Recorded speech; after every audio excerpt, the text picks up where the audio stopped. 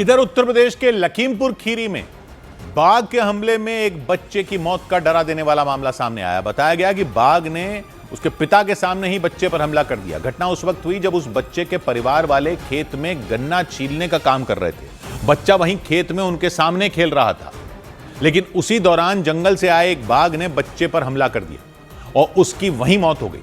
इस घटना के बाद वहां सन्नाटा पसर गया। परिवार वाले काफी देर तक शव के साथ खेत में बैठे रहे। क्या हुआ, किसने मारा, कौन सा जानवर था? शेर। अच्छा, कब की घटना है ये?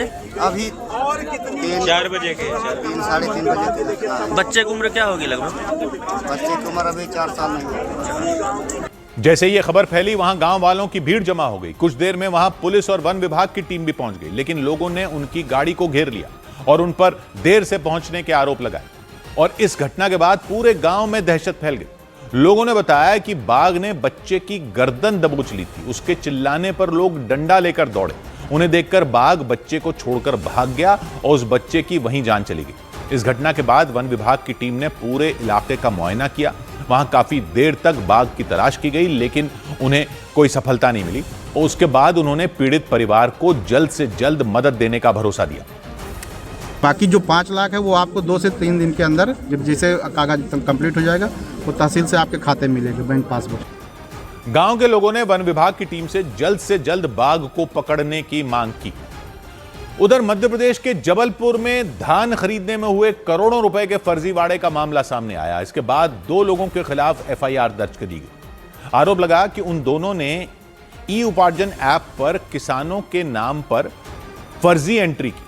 ई उपार्जन ऐप के जरिए किसानों को अपनी फसल एमएसपी पर बेचने में मदद मिलती है, लेकिन आरोप लगा कि उन दोनों ने उस ऐप पर धान की फर्जी खरीद दिखाकर करीब 3.5 करोड़ का घोटाला किया। मतलब उन्होंने किसानों से जितना धान खरीदा उससे कहीं ज्यादा की एंट्री उस ऐप पर कर दी। खाद्य विभाग को शिकायत मिली थी। जबलपुर के मझौली इलाके में मौजूद सरकारी गोदाम के प्रभारी ने बड़ा घोटाला किया। इसके बाद खाद्य विभाग की एक टीम जांच के लिए पहुंची। वहां जाकर पता चला कि ऐप पर धान की जितनी खरीद दिखाई गई थी, गोदाम में उतना धान है ही नहीं। इसलिए उस गोदाम के प्रभारी शक के घेरे में आ गए। खाद्य विभाग के मुताबिक आरोपियों ने ऐप पर एंट्री डाली कि उन्होंने 174 किसानों से करीब 15,000 क्विंटल धान खरीदा। धान की कीमत 3.5 करोड़ से ज्यादा बताई गई, लेकिन खाद्य विभाग की टीम ने जब उस गोदाम की तलाशी ली तो वहां धान की बोरियां काफी कम मिली। वहीं जिन बोरियों में 40 किलो धान होना चाहिए था, उन बोरियों में 30-32 किलो ही धान भरा हुआ, ताकि जांच के दौरान गोदाम में बोरियों की संख्या ज्यादा दिखाई दे। ये सब देखने के बाद जांच टीम ने आरोपियों से पूछताछ की। संबंधित द्वारा स्वीकार भी किया गया कि उनके बाकायदा जो फर्जी किसान हैं उनकी भी सूची उपलब्ध कराई कि हमने एंट्री किया था। बाद में खाद्य विभाग की टीम ने उस गोदाम के प्रभारी और ई उपार्जन ऐप पर एंट्री करने वाले ऑपरेटर के खिलाफ केस दर्ज करवा दिया। उधर पटना में उस वक्त हड़कंप मच गया जब स्कूल की एक छात्रा ने गंगा नदी में कूदने की कोशिश की। वो छात्रा पटना के गांधी सेतु पुल पर बार बार चक्कर लगा रही थी।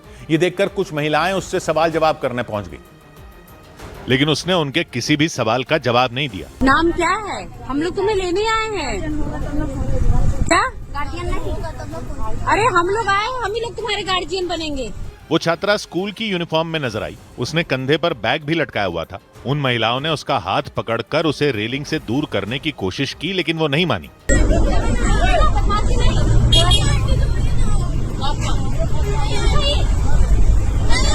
काफी देर की धक्का मुक्की के बाद उस छात्रा को रेलिंग से दूर कर दिया गया। इसके बाद वहां मौजूद पुलिस उस छात्रा को थाने ले गई और वहां उसकी काउंसलिंग की गई। साथ ही पुलिस उसके माता पिता का पता लगाने में भी जुट गई।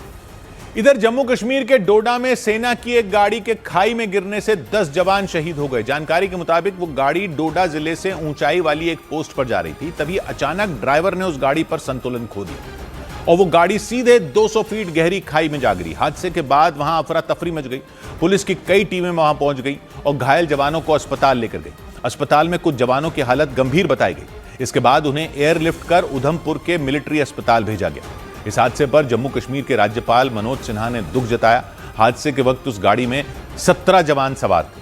वो ऊंचाई वाली पोस्ट पर जा रहे थे, तभी अचानक वो गाड़ी फिसल गई और ये हादसा हो गया। उधर झारखंड के पश्चिमी सिंहभूम में 1 करोड़ के नक्सली को सुरक्षा बल ने ढेर कर दिया। झारखंड के पश्चिमी सिंहभूम जिले में सुरक्षा बल ने नक्सलियों के बड़े कमांडर पतिराम मांझी और अनिल दा को मुठभेड़ में मार गिराने का दावा किया। बताया गया कि उस पर 1 करोड़ रुपए का इनाम रखा गया था। सुरक्षा बल के मुताबिक मुठभेड़ में 9 से 10 नक्सली मारे गए। उत्तर प्रदेश के मथुरा में यमुना एक्सप्रेस वे पर यात्रियों से भरी एक बस में आग लगने से अफरा तफरी मच गई। कुछ ही सेकंड में चलती बस आग का गोला बन गई, जिसके बाद यात्रियों ने खिड़कियों से कूदकर अपनी जान बचाई। मौसम विभाग ने 23 जनवरी के लिए उत्तराखंड के कई जिलों में बारिश और बर्फबारी का अलर्ट जारी कर दिया। अलर्ट के मुताबिक उत्तरकाशी, रुद्रप्रयाग, चमोली और पिथौरागढ़ जिलों में बर्फबारी हो सकती है। इनके अलावा देहरादून, हरिद्वार, नैनीताल और टिहरी में बारिश की आशंका जताई गई।